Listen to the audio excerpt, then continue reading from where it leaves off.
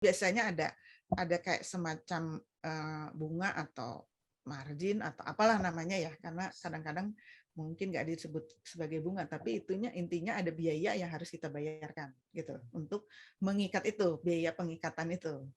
Nah, kalau tabung itu ya kita istilahnya menabung, kalau mau istilah gampangnya ya kayak kita beli 1 gram, 1 gram, 1 gram gitu kan, kita simpenin ya kayak gitu. Oke, kayak ngoleksi emasnya dulu nih gitu kali Koleksi ya. emasnya, terserah harganya berapa gitu. Karena kalau harganya berapa terserah kan ya bisa naik bisa turun sih Yes, gitu benar kan. benar benar. Gitu ya. Nah, satu lagi nih Mas, cara Mhm. jualnya. Cara jualnya kita bisa beli jual cash, ya Oke. kan? Kita udah punya nih, kita mau jual kan, kita mau butuh buat kebutuhan apalah ya gitu kan. Kita punya emas, kita bisa jual cash. Kita bisa kalau misalnya masih sayang bisa digadein juga. Jadi Oh. jadi kita apa nih kita butuh tapi masih sayang nih sama emasnya gitu kan, kita gadai nanti beberapa bulan kemudian mungkin udah ada cash flow masuk, kita bisa Jadi tebus tebus lagi. lagi, iya. Iya Oh alah, gitu. wow berarti ternyata banyak banget, sarananya, cara-caranya juga ya Mbak Jum. Tapi aku menarik Iya. deh, tadi kalau yang, kita mau jual, Mhm. kalau ngomonginnya saham digital itu jualnya gimana Mbak Jum? Saham digital sorry, emas Emas digital? digital. Heeh. Emas digital itu nah, di digital itu mungkin lebih ini ya, lebih fleksibel ya dibanding yang Oke. fisik ya. Karena kan kalau fisik, saya lihat yang paling kecil ukuran tuh 0,05, itu nggak tahu segede apa ya Oh, kecilnya. kecil banget. Jadi sekitar harganya mungkin sekitar 80.000, tapi biasanya kalau emas fisik, ada biaya cetak. Nah, ini yang mungkin kalau, Mas Adit lihat, harga emas pada saat kita beli, Mhm mhm. mungkin kita lihat harga jualnya berapa. Nah, itu spread-nya itu lumayan, ya kan. Spread-nya itu lumayan tinggi, Heeh heeh. ada mungkin sekitar, belasan persen sampai 20% kalau Wow, tergantung ukuran kepingnya. Nah, benar. kalau dari apa namanya, kalau dari, mmm, keping-keping yang seperti itu, ya mau nggak mau, kita minimal ya harus bayar biaya cetak, setiap beli Iya keping itu iya, biaya cetak. Nah, benar benar. tapi kalau misalnya kita beli yang digital kan nggak ada biaya cetak sebenarnya, Iya. kecuali kita mau tebus untuk Mhm. ambil cetak ambil fisiknya. Nah, itu Oh, ada pembayaran cetak, tapi kita bisa mengakumulasi gram yang kita beli, gitu. Nah, itu minimal pembelian bisa cuman nolnya ada berapa nih? 0,005 gram. Ya, eh, sekitar 500 perak ada tuh. oh, wow wow, ini yang Iya. untuk digital ya? Iya, tapi harap Oh. diingat, Mhm. kalau kita beli, emas digital itu, eee, selain tadi ya, ada beberapa biaya nih yang ada Yes. beberapa biaya yang harus kita lihat, harus kita perhatikan ya. Mhm mhm. Selain tadi kalau kita nembus ada biaya cetak dan sertifikat, ya kan, ada, biaya penitipan kadang-kadang. Oke. Heeh. Kan pajak juga harus kita bayar. Benar.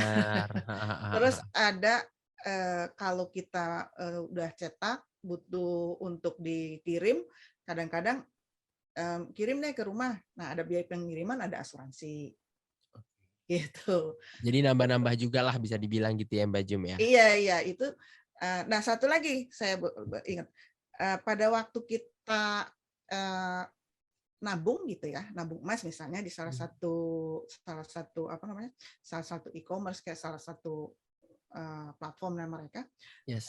harap diingat kita kan transfer ya. Mhm.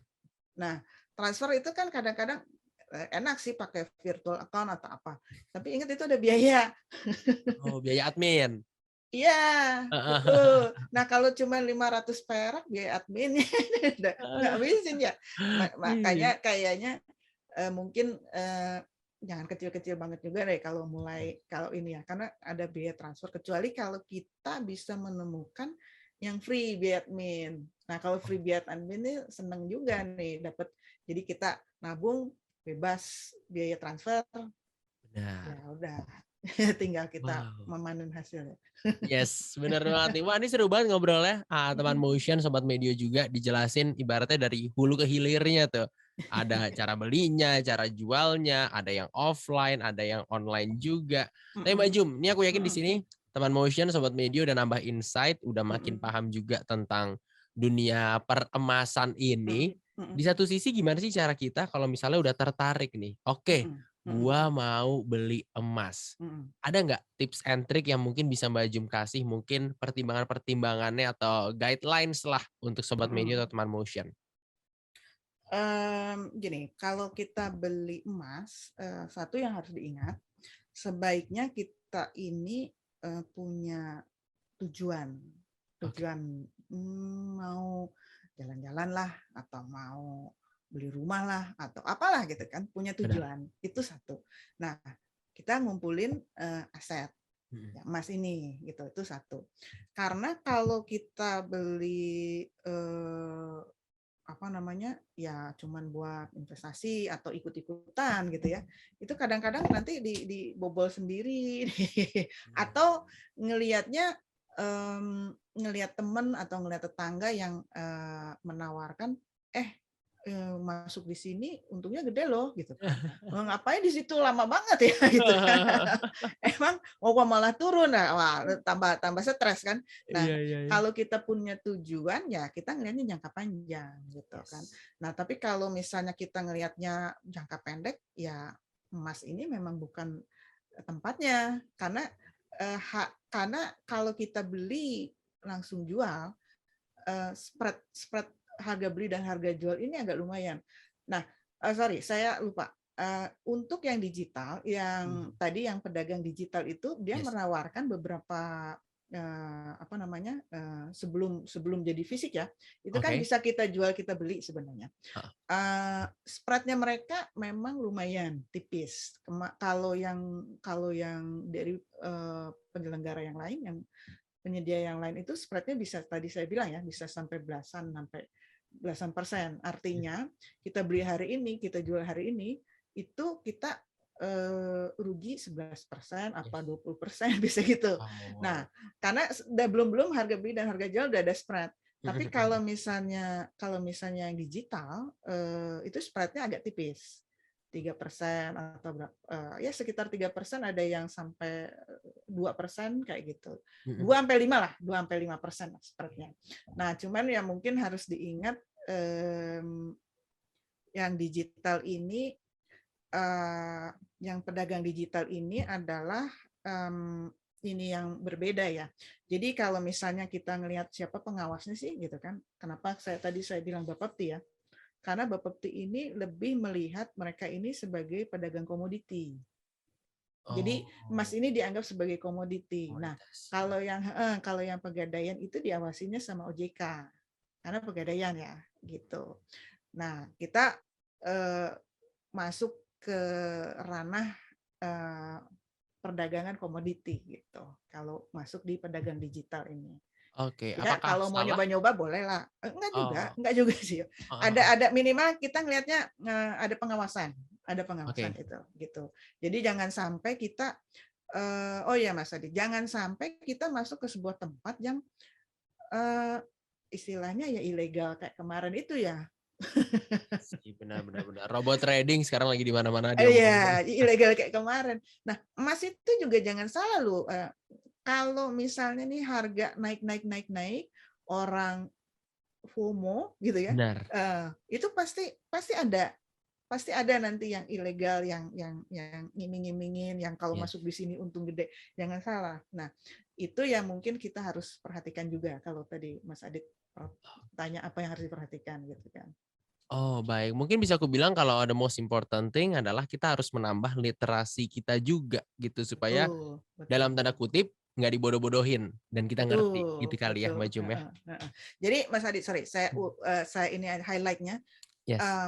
di Indonesia ini ada dua. Kalau kita mau berinvestasi, ada Mhm. dua lembaga yang harus kita perhatikan sebagai pengawas ya, Yes.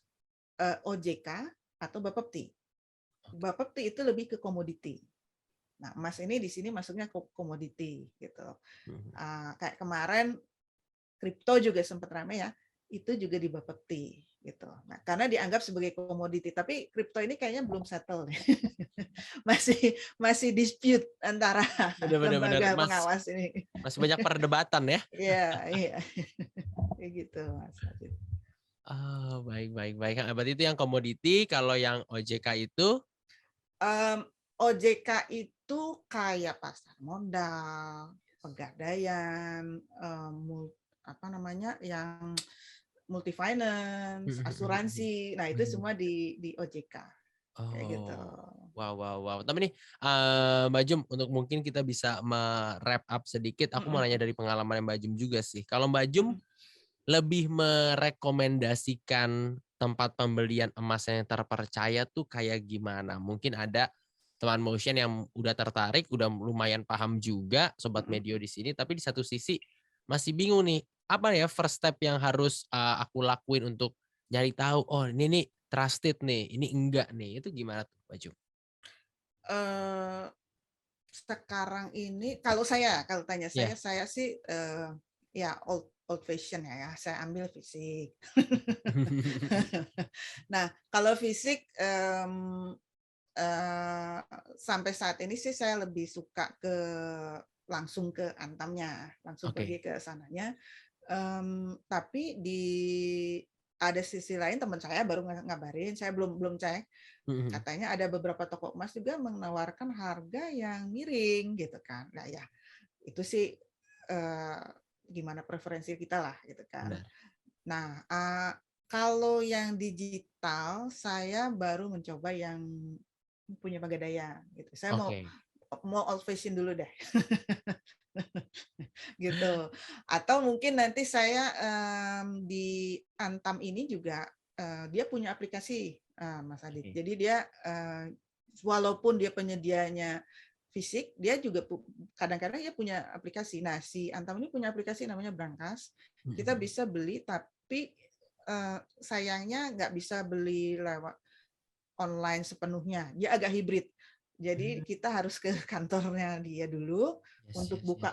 buka rekening gitu kan, rekeningnya di situ nanti kita nabung. Nah, nabung bisa online. Bisa online, Gitu. oke oke. Tapi minimal 1 gram. Ya lumayan ya Oh, 1 juta ya. 1 jutaan benar-benar. lah sekarang. Ya 1 juta fresh per 900 graduate, lah. Ya first jobber, aku rasa bisa lah ya, kan harusnya bisa punya tabungan lah, juga bisa. ya. Wow, Mbak Jum, ini infonya benar-benar daging. Ngobrolin banyak banget dari dunia emas juga, dan aku yakin dari sini teman motion, sobat medio jadi lebih paham. Dan tentunya udah bisa nih nentuin, at least mungkin gak langsung terjun ke saham, tapi tahu tujuan investasi ke depannya apa, karena itu jauh lebih penting ya, Mbak Jum ya. Mm-mm, mm-mm, mm-mm. Wow, thank you banget Mbak Jum atas waktunya ngobrol-ngobrol barengan sama teman motion dan sobat medio di sini ya, Mbak Jum. Sama-sama Mas Adit. Siap, sekian podcast cuan untuk kali ini, teman motion sobat medio. Jangan lupa untuk follow @medio by KG Media dan @motion975fm, @kontanews juga jangan lupa. Dan kalau kamu pengen kirimin saran, boleh banget ke email di podcast@kgmedia.id. Dengerin terus ya podcast cuan di Spotify untuk dapetin inspirasi menarik lainnya seputar pengelolaan keuangan, investasi, dan aktivitas finansial lainnya. See you on the next episode, Sobat Medio dan teman Motion. Bye-bye.